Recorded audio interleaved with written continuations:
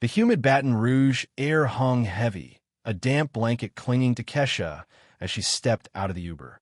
She smoothed down the simple linen dress, a conscious departure from her usual power suits.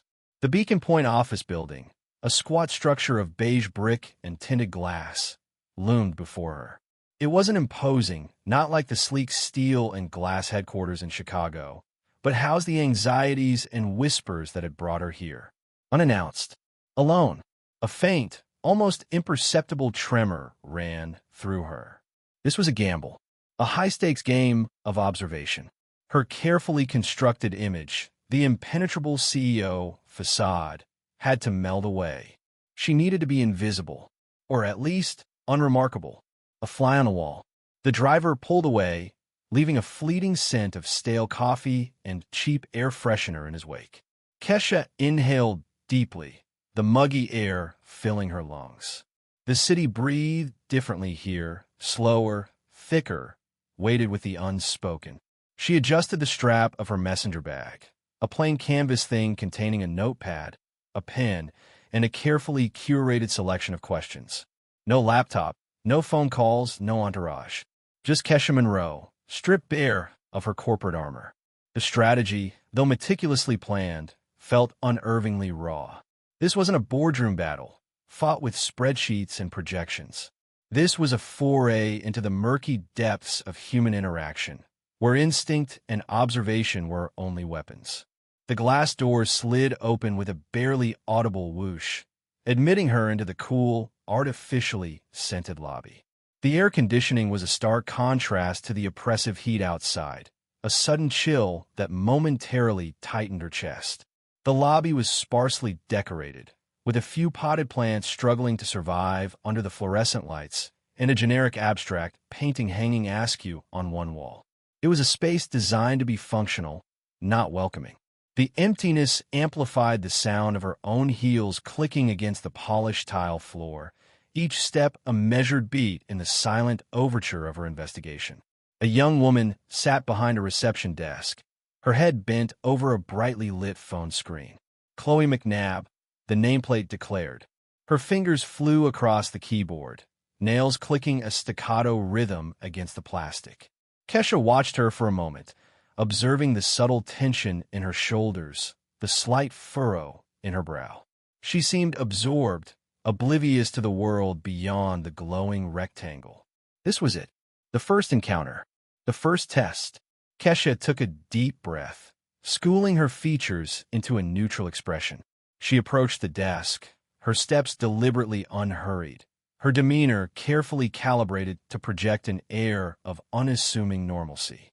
The kind of normalcy that would hopefully slip beneath the radar of preconceived notions. She stopped a few feet from the desk, waiting for Chloe to acknowledge her presence. The silence stretched, punctuated only by the hum of the air conditioning and the distant clatter of a coffee machine. Kesha shifted her weight slightly, the canvas bag bumping against her hip. The small movement seemed to break Chloe's concentration. She looked up, her gaze flitting over Kesha with a cursory glance that barely registered her presence. A flicker of something impatience? Annoyance? Crossed her face before settling into a practiced, polite smile. "Can I help you?" she asked, her tone perfunctory, her eyes already drifting back towards her phone. The question hung in the air, a seemingly innocuous inquiry that held the weight of unspoken assumptions.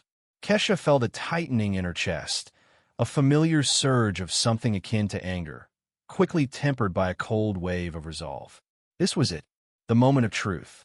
This seemingly insignificant interaction was a microcosm of the larger problem, a subtle but potent indicator of the environment she had come to dissect.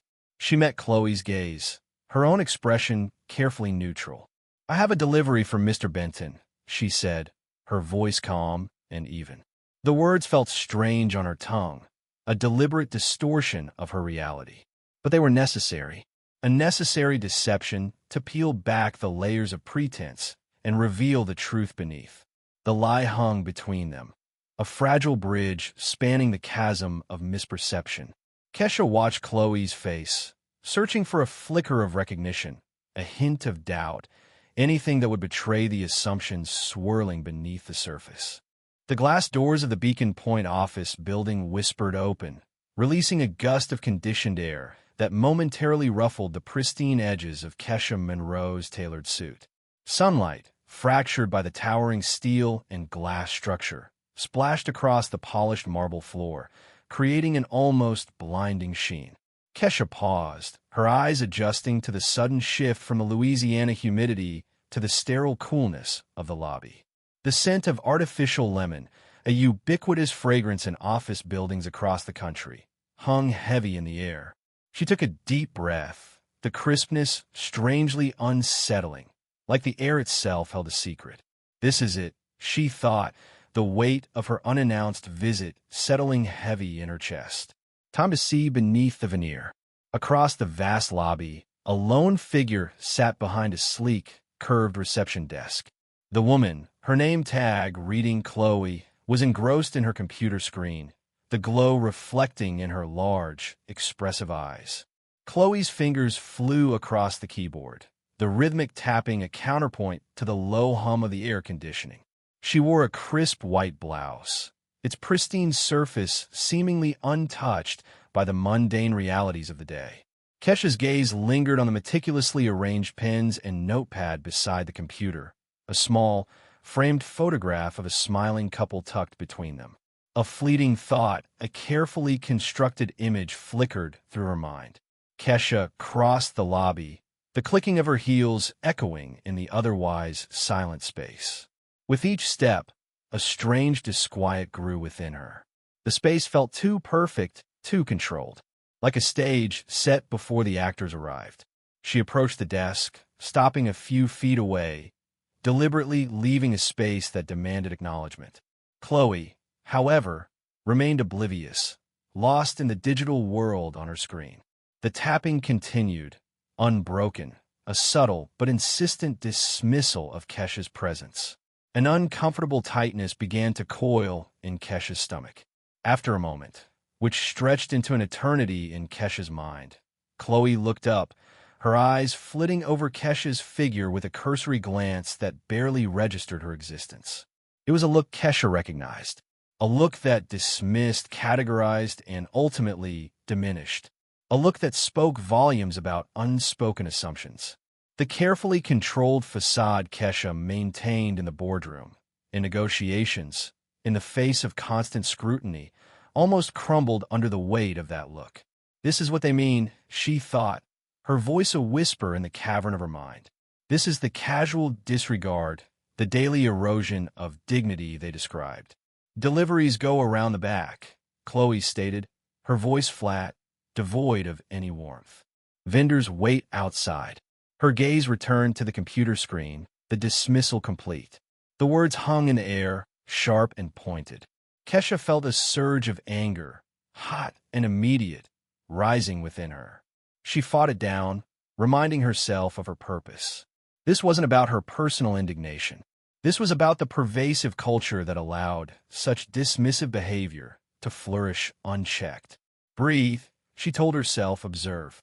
Excuse me, Kesha asked, her voice calm, controlled, a stark contrast to the turmoil churning within her. The single word, uttered with quiet authority, finally broke through Chloe's digital absorption. She looked up again, this time with a flicker of annoyance in her eyes. I said, Chloe repeated, her tone laced with impatience. Deliveries go around the back. There's a designated area. You can't just... Her words trailed off as she finally took in Kesha's appearance. The tailored suit, the expensive handbag, the quiet confidence radiating from her posture. The image clashed sharply with the preconceived notion of a delivery driver. A flicker of confusion crossed Chloe's face, a crack in the carefully constructed composure. Kesha met her gaze, her expression unreadable. The silence stretched, pregnant with unspoken tension. Chloe's eyes widened, a dawning realization spreading across her face. She shifted uncomfortably in her chair, the crisp white blouse suddenly seeming to constrict her. The carefully arranged pens and the framed photograph of the smiling couple seemed to mock her from their perfect positions. She opened her mouth to speak, then closed it again, the words caught in her throat. The air in the lobby seemed to thicken, charged with the unspoken. The hum of the air conditioning became a low drone, amplifying the silence. Kesha remained motionless, her gaze unwavering. The small, seemingly insignificant interaction had become a microcosm of the larger issues plaguing the office. The unconscious bias, the casual dismissal, the assumptions made based on appearance rather than substance. It was all there, laid bare in the sterile coolness of the Beacon Point lobby. And Kesha, standing silently, was about to dismantle it, piece by painstaking piece. The Louisiana sun, already assertive at this early hour, beat down on Kesha Monroe's shoulders. Heat radiated from the asphalt of the Beacon Point office parking lot, shimmering in the humid air. She stood beside her rental car, the metallic tang of the recently closed door still clinging to her fingertips. 10 minutes. The red digits glowed on her phone screen, a silent countdown she'd initiated after the receptionist's casual dismissal. 10 minutes to observe, to absorb, to let the subtle currents of this place reveal their secrets. The slight sting of the perceived insult delivery driver hadn't faded, but it was a low hum beneath the surface of her controlled composure. This wasn't about her ego, it was about understanding. This casual assumption, this automatic relegation, spoke volumes. It was a microcosm of the larger issues plaguing the Baton Rouge office, the unspoken biases that festered beneath polite smiles and carefully worded reports. Her jaw tightened almost imperceptibly. These were her employees, people whose livelihoods were entrusted to her leadership, and she wouldn't tolerate a culture where such dismissive behavior could thrive. The building, a two-story structure of unremarkable beige brick, stood before her like a closed book. Its reflective windows offered no glimpse into the lives within, only distorted fragments of the cloudless sky and the surrounding parking lot. The landscaping, once probably intended to impress, now bordered on neglect. Wilting shrubs huddled in their beds, their leaves dusted with a film of road grime. Even the vibrant bougainvillea climbing the trellises near the entrance seemed subdued, their blossoms drooping slightly in the oppressive heat. This subtle neglect mirrored the reports she'd been receiving: declining productivity, high turnover rates, and an insidious undercurrent of dissatisfaction that couldn't be quantified on spreadsheets.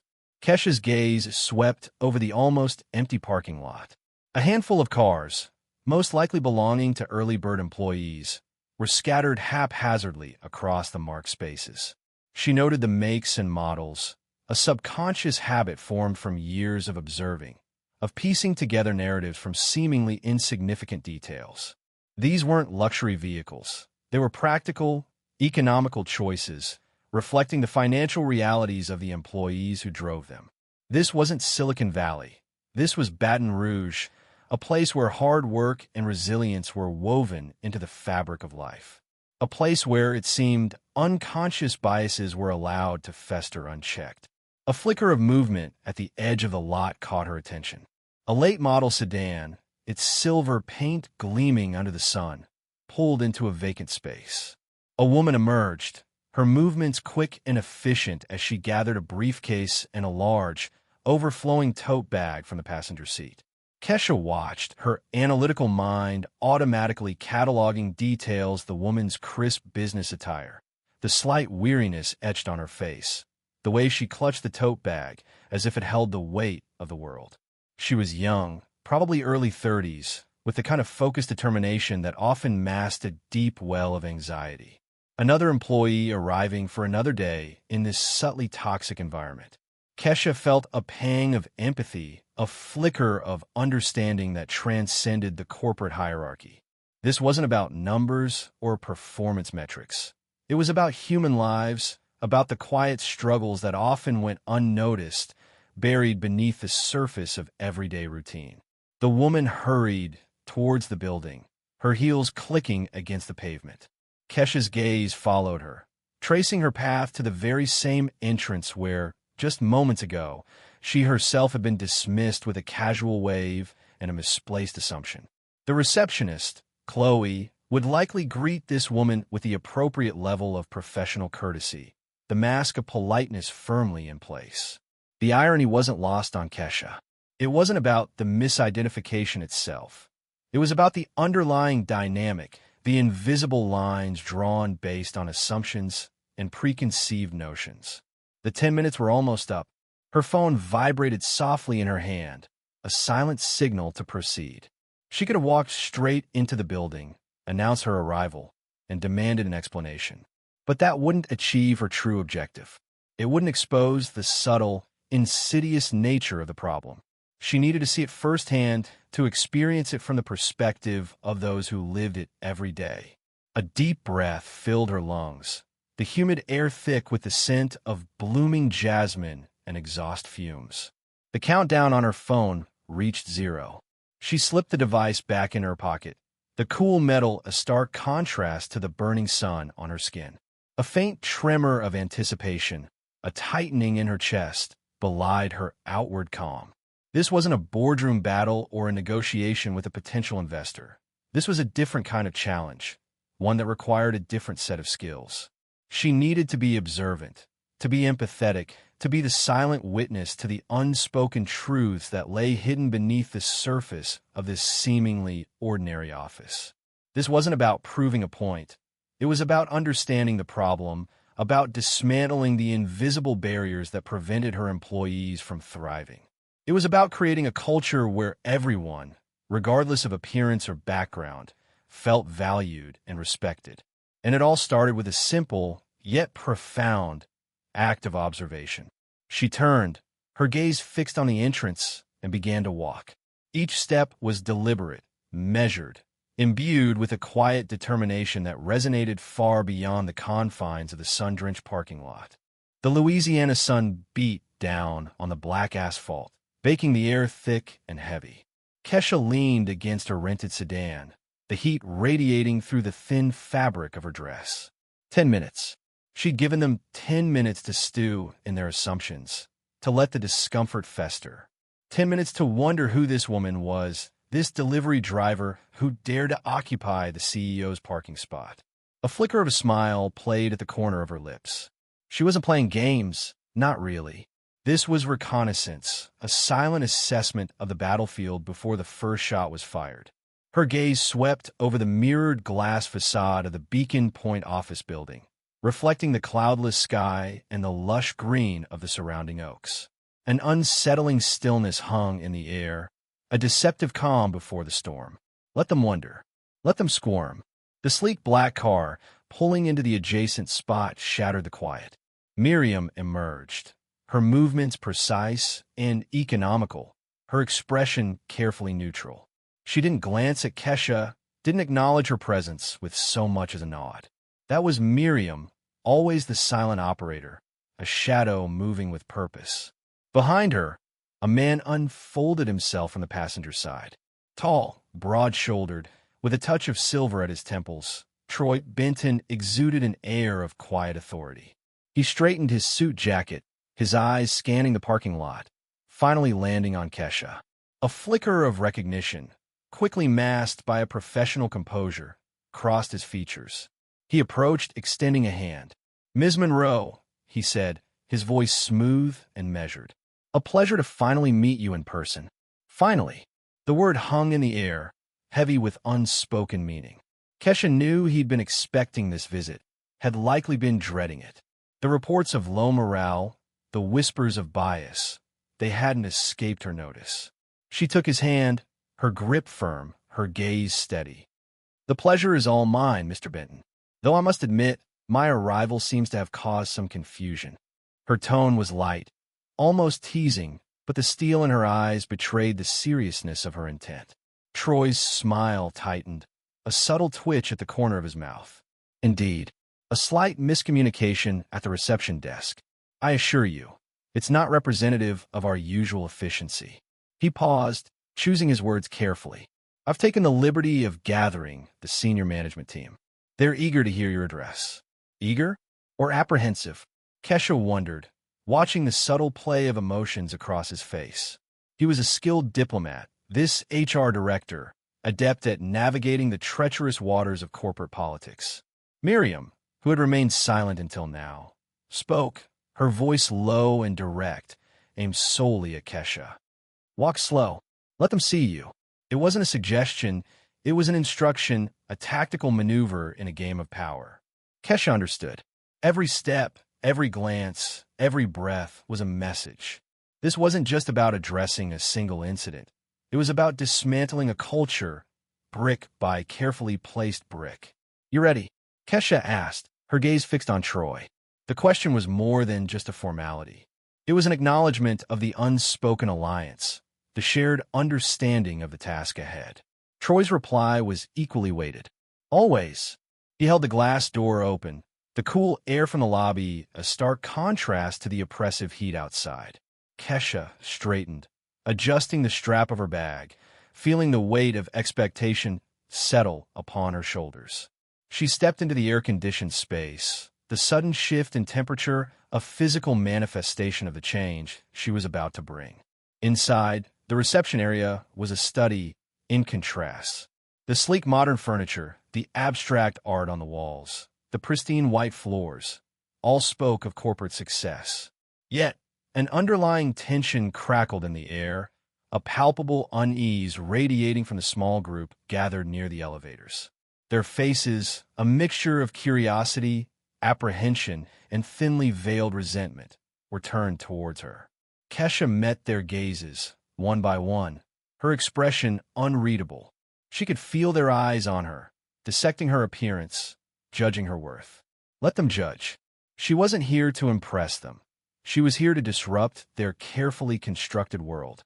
Chloe McNabb, the receptionist, sat frozen at her desk, her eyes wide with a mixture of fear and recognition. The blood drained from her face, leaving her looking pale and shaken. The condescending smile she had worn earlier had vanished, replaced by a look of stark terror. She opened her mouth as if to speak, but no words came out. Kesha didn't break her stride, didn't offer so much as a glance in her direction. The silence stretched, thick and heavy, amplifying the unspoken tension. Troy cleared his throat, breaking the spell. "Team," he announced, his voice resonating with a newfound authority. "I'd like to introduce Kesha Monroe, CEO of Monroe Health Strategies." The words hung in the air, a bombshell detonating in the sterile silence. A ripple of shock ran through the assembled managers. Their carefully composed masks crumbled, revealing a mixture of disbelief, fear, and outright panic. Murmurs rippled through the group, whispers of CEO, "And that's her," punctuated the stunned silence. Kesha paused, allowing the realization to sink in. She let her gaze sweep over their faces, registering their reactions. The shift in the atmosphere was palpable. The air, once thick with unspoken bias, now crackled with a different kind of energy, a volatile mix of apprehension and anticipation. The game had begun. The Baton Rouge office, housed in a glass-fronted building called Beacon Point, felt distinctly different from the polished steel and marble of Monroe Health Strategies headquarters in Chicago. A subtle scent of stale coffee hung in the air, mingling with the faint, chemical tang of cleaning products. The conference room, though spacious, held a kind of sterile, almost in used quality. Kesha Monroe, CEO of Monroe Health Strategies, surveyed the room, her gaze sweeping over the long, polished table and the bland corporate artwork adorning the walls. She felt a prickle of unease, an unsettling dissonance between the polished image her company projected and the quiet whispers of discontent that had reached her ears. Beacon Point, she thought, the irony of the name not lost on her. A beacon should illuminate, not obscure. Miriam, Kesha's executive assistant, moved with her usual silent efficiency, placing a slim laptop on the table and arranging a few papers. She caught Kesha's eye, a flicker of understanding passing between them. They had a silent language, forged through years of shared challenges and victories. Miriam knew, without needing to be told, the weight of this visit, the delicate balance Kesha was trying to strike. Troy Benton, the regional HR director, entered the room, his gait slightly hurried, his expression a mix of anticipation and apprehension. "Ms. Monroe," he began, extending a hand. "Thank you for coming. I appreciate you taking the time." His words were polite, almost overly so, Kesha noted, the kind of politeness that veiled deeper currents. "Mr. Benton," Kesha replied, her voice steady and controlled. Her handshake was firm, a subtle assertion of authority. "It's imperative that I understand the situation here firsthand." Understand. The word echoed in her mind. Understanding wasn't just about reports and statistics. It was about the subtle nuances of human interaction, the unspoken tensions that festered beneath the surface. It was about seeing the people behind the titles, the anxieties behind the smiles. As Troy moved to pull out a chair for her, Kesha gestured towards the whiteboard. "Before we begin, I'd like to share a brief anecdote." Her tone was conversational, yet the room felt suddenly charged with a palpable tension. The other managers, who had filed in quietly, now sat stiffly, their expressions wary. They were a study in contrasts, a mix of ages, genders, and ethnicities, yet somehow a sense of uniformity clung to them, a subtle conformity that made Kesha's stomach clench. "This morning," Kesha began, her voice even and measured, "I arrived at the building and approached the reception desk."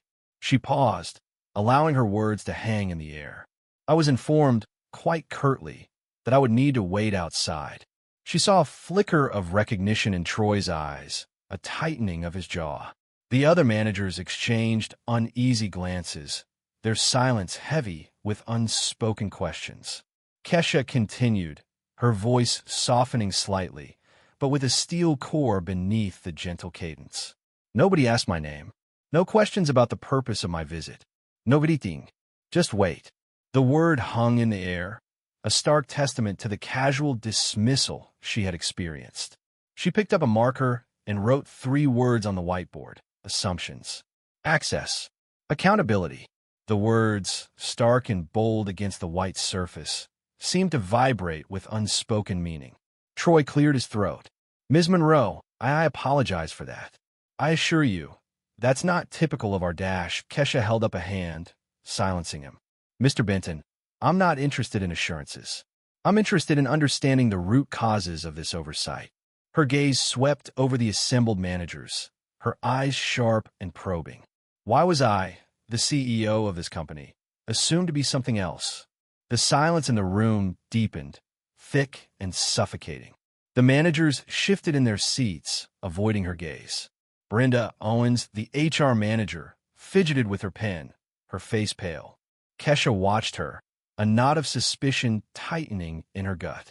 There was something in Brenda's demeanor, a guardedness, that hinted at a deeper knowledge of the situation. One of the younger managers, a woman named Janessa Ford, sat silently at the far end of the table, her eyes fixed on the whiteboard. Kesha noticed the slight tremor in her hands, the way she clutched her notepad as if it were a lifeline. Assumptions, access, accountability. The words seemed to resonate with her in a way that was both profound and unsettling. Kesha felt a pang of empathy, a recognition of a shared experience, though she couldn't yet articulate what that experience was. There was a story in Janessa's silence. Kesha knew, a story that desperately needed to be told. "Let's unpack these words," Kesha continued, tapping the whiteboard. "Assumptions. We make them every day, often unconsciously. But when those assumptions limit access to opportunities, access to information, access to respect, then we have a problem." Her voice resonated with a quiet intensity, a force that seemed to fill the room. The air crackled with tension. The managers were beginning to understand. This wasn't just a casual visit, a routine check-in. This was a reckoning. The muted hum of the air conditioning unit was the only sound in the makeshift office, a stark contrast to the turmoil brewing within Kesha. Sunlight streamed through the blinds, slicing across the polished mahogany desk, a temporary fixture in what was once a rarely used conference room. She sat perched on the edge of her chair, the stiff fabric a constant reminder of her displacement. Her fingers, long and elegant, traced the edges of a thick manila folder. It was a physical connection to the ugliness she had unearthed, a tangible representation of the rot that festered beneath the veneer of success at her Baton Rouge office. Miriam, her ever-efficient assistant, stood silently by the window, her silhouette a study in controlled patience. The faint scent of her jasmine perfume, usually a comfort, now seemed to hang heavy in the air, a subtle undercurrent to the tension that filled the room. Miriam's silence was not passive. It was an active listening, an unspoken understanding of the weight of the moment. This is a snapshot of your office's exit interviews over the last 18 months. Miriam's voice, low and measured, sliced through the stillness. She placed another folder on the desk, its weight echoing the gravity of its contents. Kesha's gaze shifted to the new folder, its beige surface a blank canvas for the stories it held within. Stories of stifled voices, of careers truncated, of dreams deferred. A wave of nausea rolled over her, the coffee she'd had earlier churning in her stomach. She was no stranger to difficult decisions, to confronting uncomfortable truths, but this felt different. This was her company, her legacy, tainted by the insidious poison of prejudice. With a sigh that seemed to carry the weight of 1,000 burdens, Kesha opened the folder. The neatly typed pages were a stark contrast to the messy, complicated lives they represented. Each page was a testament to a broken trust, a betrayal of the values she held dear. Names and dates swam before her eyes, blending into a chorus of disappointment and disillusionment. The common thread woven through these narratives was unmistakable, a pervasive sense of being unseen, unheard, undervalued. The implications settled heavy in her chest. This wasn't just about unconscious bias. This was about a systemic failure, a cancer that had been allowed to metastasize within her organization. The carefully constructed image of Monroe Health Strategies, an image she had painstakingly built on principles of equality and opportunity, was cracking, revealing the ugly reality beneath. A soft knock on the door interrupted her grim contemplation. Troy Benton, the director of human resources, entered the room, his face a carefully neutral mask. He offered a tentative smile, a gesture that seemed strangely out of place in the charged atmosphere. Kesha noted the subtle twitch in his left eye, a tell she'd learned to recognize over years of navigating corporate landscapes. It spoke of a carefully constructed composure, a facade designed to conceal the uncertainty churning beneath. "You wanted to see me, Ms. Monroe?" His voice was smooth, professional, devoid of any discernible emotion. Kesha closed the folder, the sharp snap echoing in the quiet room. She met his gaze, her own expression unreadable. "I've been reviewing some files from your department, Troy." Her tone was deliberately neutral, allowing the unspoken accusation to hang heavy in the air. He shifted his weight, the faint rustle of his starched shirt the only sound for a moment. "Of course. Anything in particular?" Miriam, still standing by the window, spoke before Kesha could respond. "We've noticed a pattern in the exit interviews, Troy. A rather disturbing pattern." Her voice, though soft, carried an unmistakable steeliness. Troy's smile faltered. The twitch in his eye became more pronounced. He cleared his throat. "A pattern?" Kesha opened the folder again, flipping to a specific page. "Carson Dillard, Senior Sales Manager, promoted last spring. Impressive trajectory, wouldn't you say?" Troy nodded, his gaze fixed on the folder, avoiding Kesha's eyes. "Yes, Carson has been a valuable asset to the company." The words felt hollow, even to him. Kesha tapped the page with her finger, and she gestured to the other folders stacked on her desk. These all came from women of color. Her voice was quiet, yet the words resonated with the force of a thunderclap. The blood drained from Troy's face. He opened his mouth to speak, then closed it again, his mind scrambling for a plausible explanation, a justification, anything to deflect the weight of the accusation. He knew what was in those files. He had seen the complaints, had dismissed them, had allowed the systemic bias to fester and grow. He had been complicit. The realization struck him with the force of a physical blow. The silence stretched, thick and suffocating.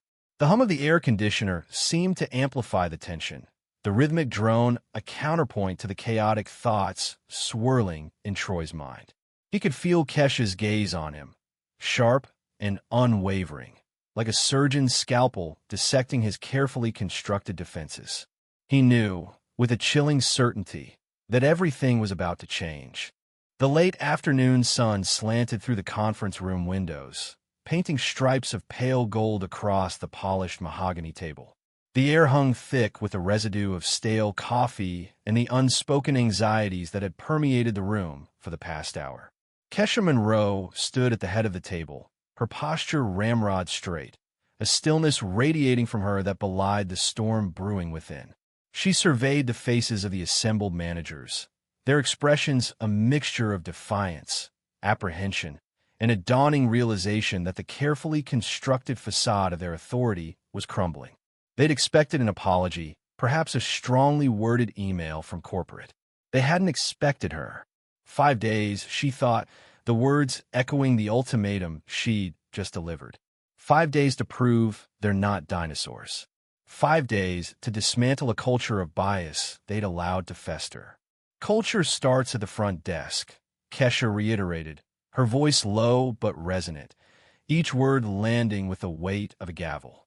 The phrase hung in the air, a stark reminder of the seemingly insignificant incident that had unraveled the carefully woven tapestry of their professional lives.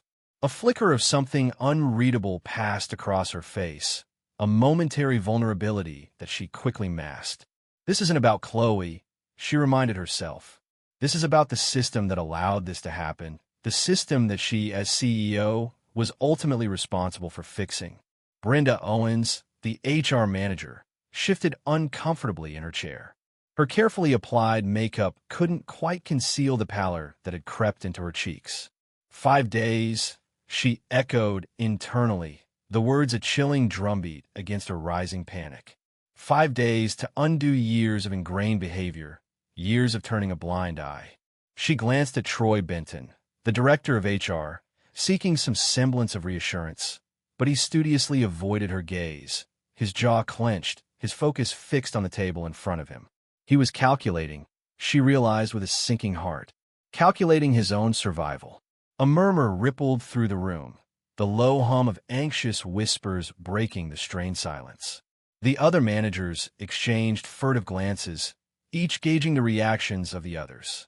Their initial bravado had evaporated, replaced by a dawning understanding of the precariousness of their situation.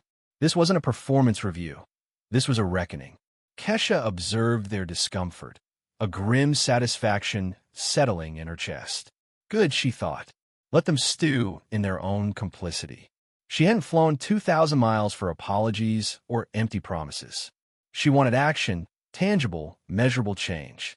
I didn't fly 2,000 miles to get an apology, she stated, her voice cutting through the nervous chatter.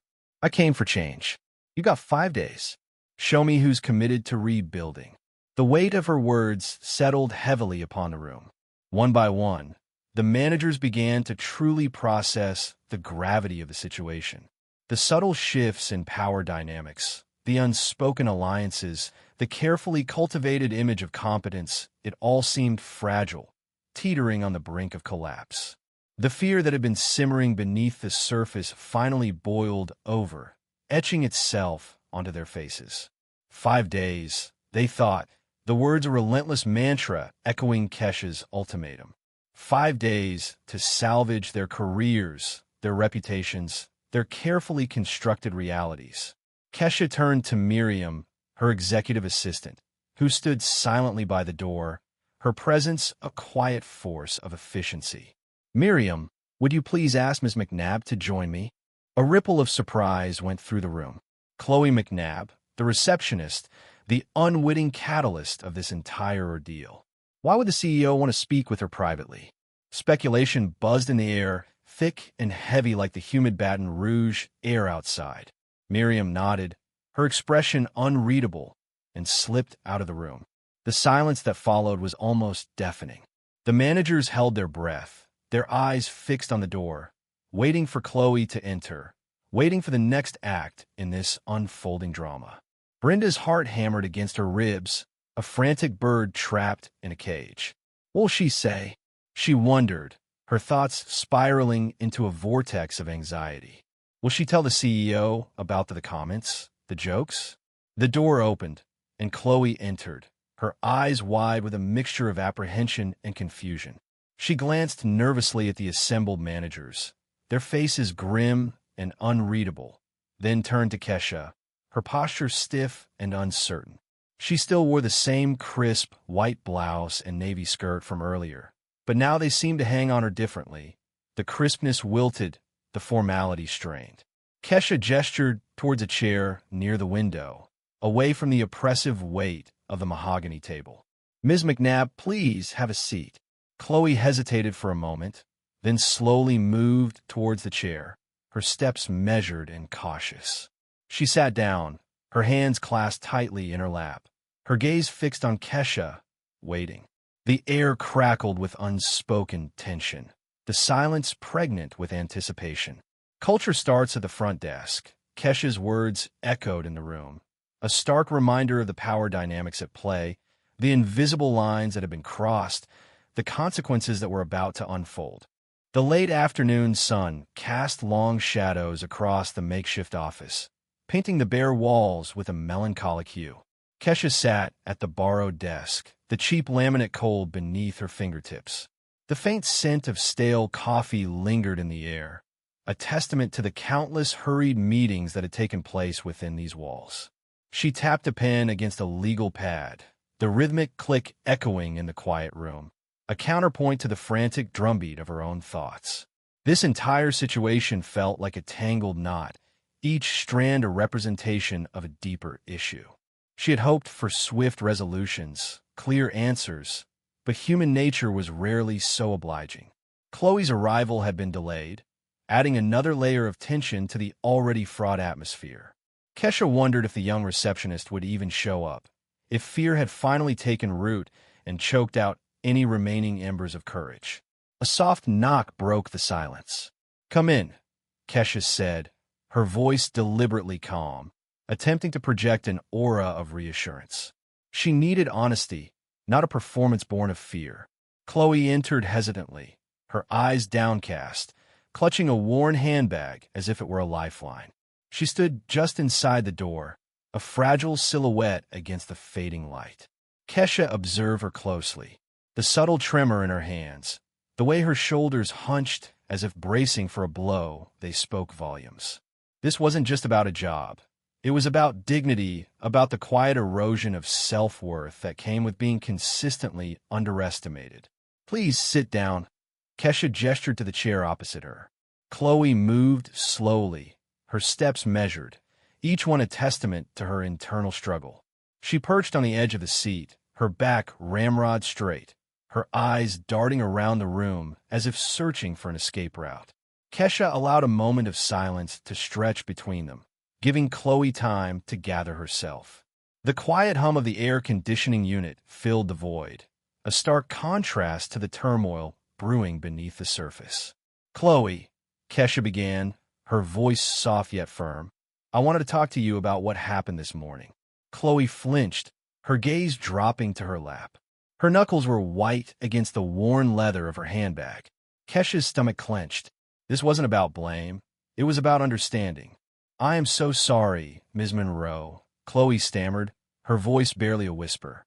What made you assume I wasn't staff?" Kesha asked, her voice gentle, trying to peel back the layers of ingrained prejudice.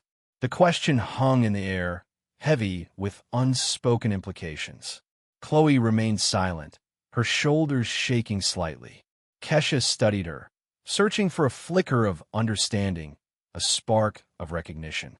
She could see the internal battle raging within Chloe, the conflict between ingrained assumptions and the dawning realization of their impact. Chloe started, then trailed off, her words caught in a web of shame and fear. Kesha waited patiently, letting the silence do its work. She knew this wasn't easy, that confronting one's own biases was a painful and often unsettling process. Finally, Chloe lifted her head, her eyes glistening with unshed tears. I see it now, she whispered, her voice thick with emotion. I judged you. I saw what I expected to see. Kesha leaned forward, her gaze unwavering. I'm not here to scold you, Chloe, she said, her voice laced with empathy. I'm not here to ruin your life, but I do need you to think about this. Think about why you made that assumption. Think about the times you might have done something similar without even realizing it. Chloe's eyes widened, a flicker of understanding crossing her face. The carefully constructed walls of defensiveness began to crumble, revealing the vulnerability beneath. Kesha watched as the realization dawned on her. This wasn't an isolated incident, but a pattern, a reflection of a larger systemic issue. It's everywhere, isn't it? Chloe murmured, her voice trembling. It's insidious, Kesha agreed, her voice soft. It creeps into our thinking, into our actions, without us even being aware of it. But awareness is the first step, Chloe. Recognizing it is the first step towards changing it. A tear traced a path down Chloe's cheek, leaving a glistening trail against her skin. She nodded slowly, absorbing the weight of Kesha's words. I want to be better, she whispered, her voice barely audible. I want to be part of the change. A faint smile touched Kesha's lips. This was the turning point, the moment of transformation. It wasn't just about Chloe. It was about the ripple effect, the potential for change that could spread throughout the entire organization. You already are, Kesha said, her voice filled with genuine warmth. By acknowledging it, by being willing to confront it, you've already taken the most important step. The silence that followed was different now, no longer heavy with tension, but filled with a sense of shared understanding, a fragile hope for a better future. The setting sun cast a warm glow through the window, illuminating Chloe's face, highlighting the subtle shift in her expression, the fear replaced by a newfound resolve, a quiet strength that shimmered in her eyes. The stale, recycled air of the conference room hung heavy, a stark contrast to the turbulent emotions swirling within its glass walls. The remnants of Brenda's hasty misplaced pen, a half-empty water glass seemed to mock the carefully crafted order of the space. Kesha stood by the window, the sprawling Baton Rouge cityscape of blurred canvas against the fading light. The Mississippi, a sluggish, brown serpent, wound its way through the urban landscape, mirroring the slow, creeping unease that had settled in the pit of her stomach. This is more than just unconscious bias. This is a festering wound, she thought, her fingers drumming a silent rhythm against the glass. She had anticipated resistance, expected denial, but the raw fear in Brenda's eyes had hinted at something deeper, something systemic. A soft knock interrupted her contemplation. Miriam stood at the door, her expression carefully neutral, yet Kesha recognized the flicker of concern in her eyes. Ma'am, several employees are requesting to speak with you. Miriam's voice was a low murmur, almost swallowed by the silence of the room. They've heard.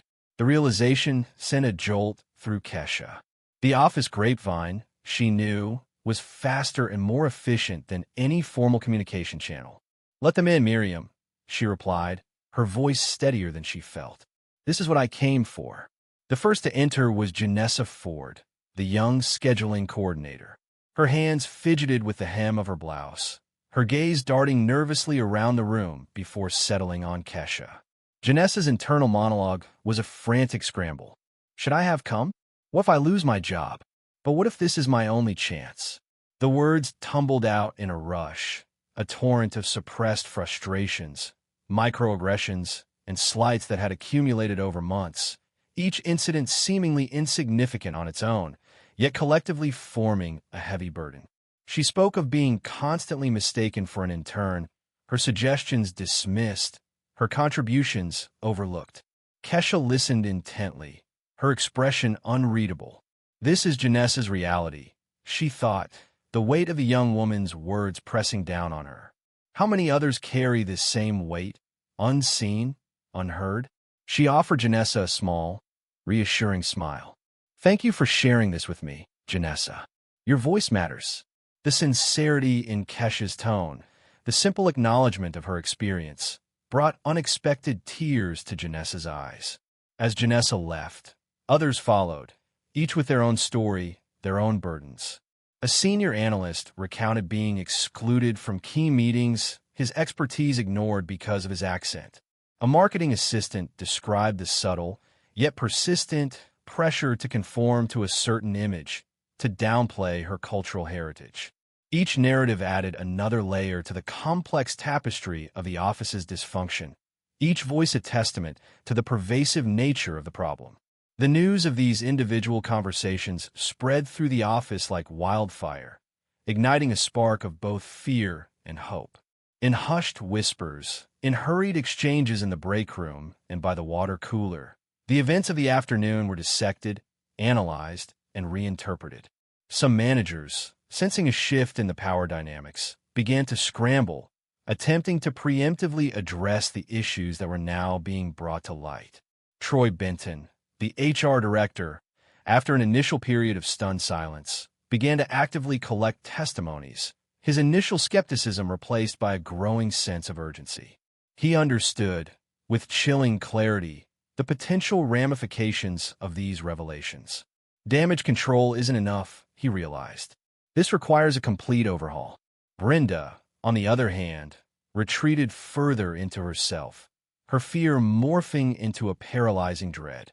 She paced her office, the muted hum of the air conditioning a constant, irritating drone against the backdrop of her frantic thoughts. They're all against me. They're trying to destroy me. Her mind raced, searching for a way out, a way to protect herself from the impending storm. She made a series of frantic calls, her voice tight with anxiety, each conversation ending in frustration. As evening descended, the office gradually emptied, the silence broken only by the occasional click of a keyboard or the distant hum of the cleaning crew. Kesha remained in the conference room, surrounded by the lingering echoes of the day's events. She stared out at the city lights, each pinprick of light representing a life, a story, a struggle. This isn't just about Baton Rouge, she thought, the realization settling deep within her bones. This is about every office, every community, every corner of our society where bias, conscious or unconscious, continues to shape lives and limit potential. A soft knock broke the silence. Miriam stood at the door, a folder in her hand. "Ma'am, I've compiled a preliminary report based on the employee testimonies," she said, her voice calm and efficient. Kesha took the folder, her fingers brushing against the smooth paper. "This is just the beginning," she thought, a steely resolve hardening her gaze. The fight for true equality, for genuine inclusion, was a marathon, not a sprint, and she was ready to run. Sunlight, fractured by the blinds, painted stripes across the temporary office Kesha occupied. It wasn't the spacious corner office she was accustomed to, but the cramped space felt strangely fitting. A battleground of sorts, albeit one waged with whispers and observations. Baton Rouge, a city she'd only ever glimpsed from a plane window, now held a strange, unsettling significance. She tapped a manicured finger against the cool metal of her phone, the faint rhythmic clicks echoing the disquiet in her heart. 2 days. 2 days since her impromptu visit to the regional office.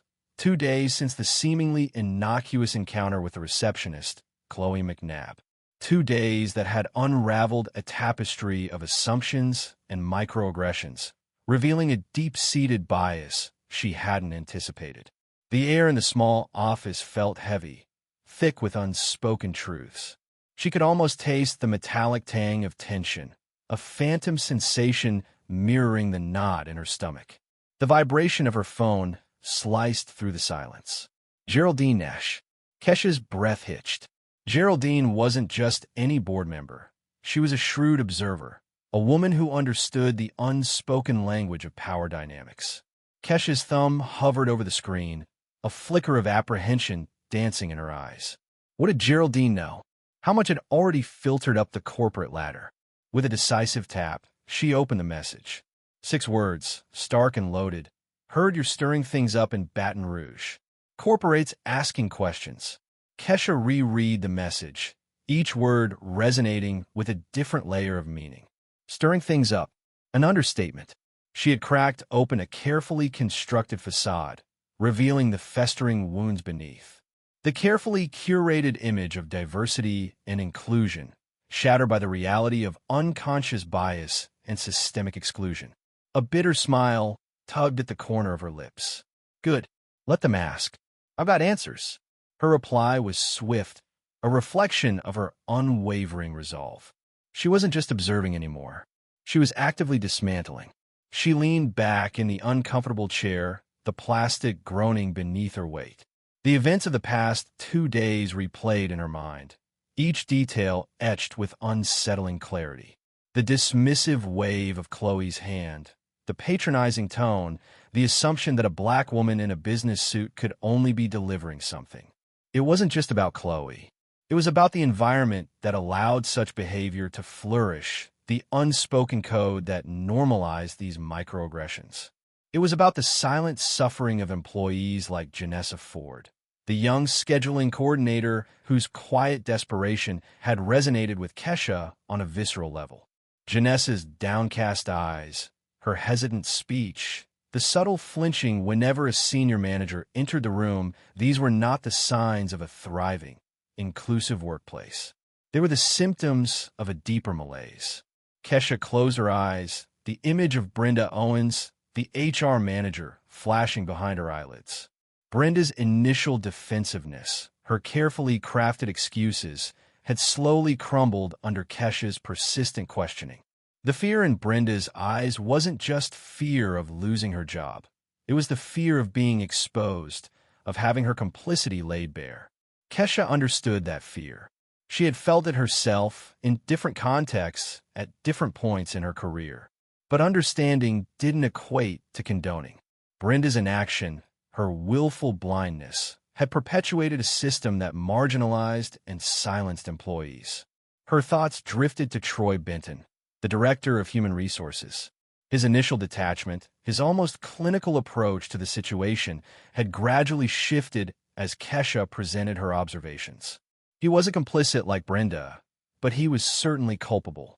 His silence, his failure to address the underlying issues, had created a breeding ground for toxicity. The meeting with the other managers had been a study in contrasting reactions. Some were genuinely shocked, their faces etched with disbelief. Others shifted uncomfortably in their seats, avoiding eye contact. And then there were those who wore masks of indifference, their expressions carefully neutral, betraying nothing. But Kesha had seen the subtle tightening of their jaws, the fleeting flicker of fear in their eyes. They knew. They had all known. The weight of responsibility pressed down on Kesha, a familiar burden. She wasn't just a CEO. She was a symbol, a representative of a generation of women who had fought tooth and nail for their place at the table. And with that position came a responsibility to use her power, not just for profit, but for progress. Geraldine's message was a reminder of the stakes. This wasn't just about Baton Rouge anymore. It was about the entire company, the culture, the values they claimed to uphold. The ripples she had created were spreading, gaining momentum, threatening to capsize the carefully constructed narrative of Monroe Health Strategies. Kesha opened her eyes, the fractured sunlight painting abstract patterns on the wall. The small, cramped office no longer felt confining. It felt like a command center, a place where she could strategize, plan, and execute. The initial disquiet had been replaced by a steely resolve. Let them ask questions. She had answers, and she wasn't afraid to share them. This wasn't just about exposing the flaws. It was about building something better, something stronger, something truly inclusive.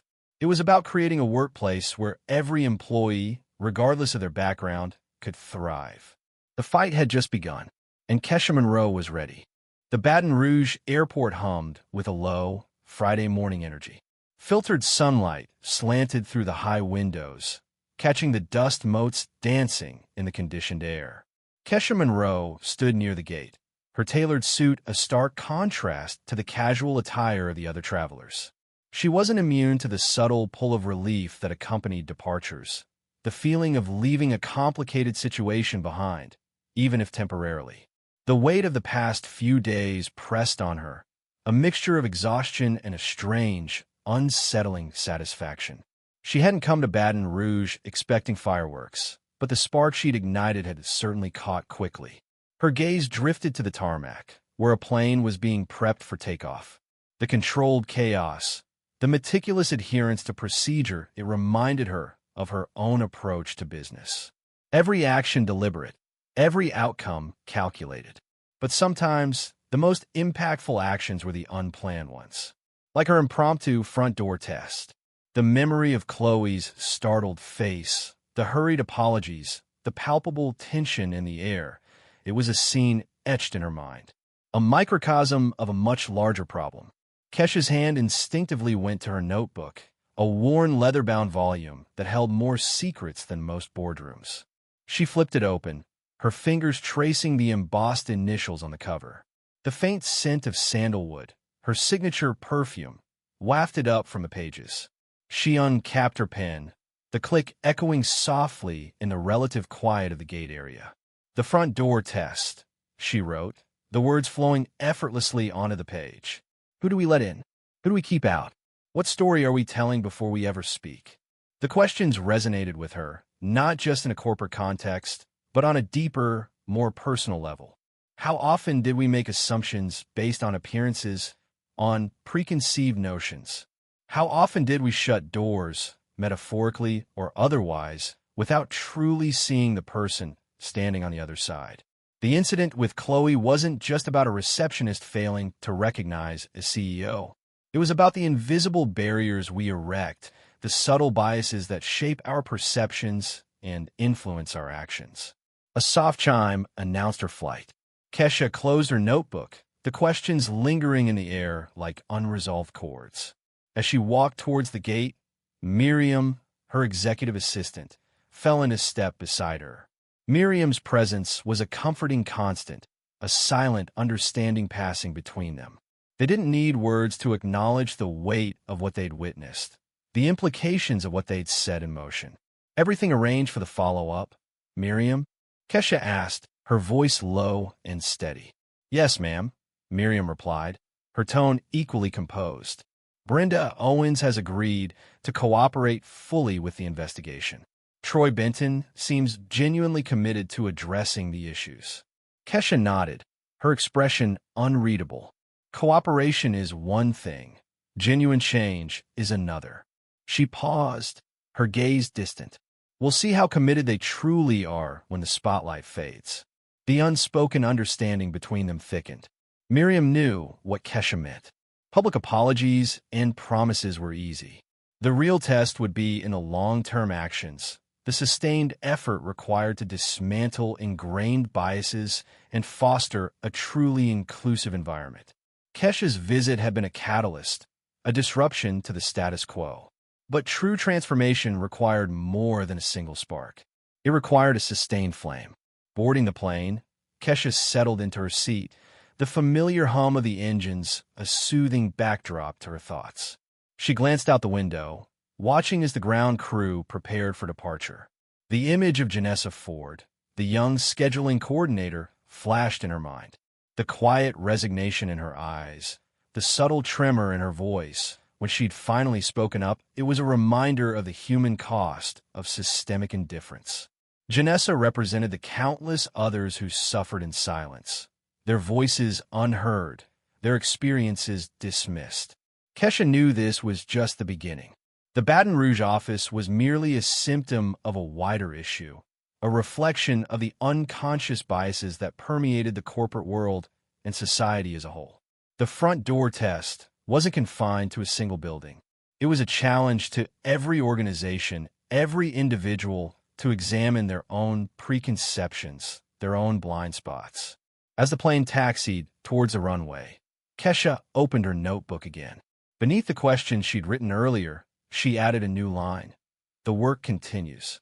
The words were a promise, a commitment to herself, to Janessa, and to all those who had ever felt excluded, unseen, unheard. The flight to Seattle was more than just a journey home. It was the start of a new phase, a renewed determination to push for meaningful change, one uncomfortable truth at a time. The front door test had revealed the cracks in the facade. Now, the real work of rebuilding could begin. The roar of the engines filled the cabin as the plane lifted off, carrying Kesha away from Baton Rouge. But the questions she carried with her would continue to resonate long after she landed.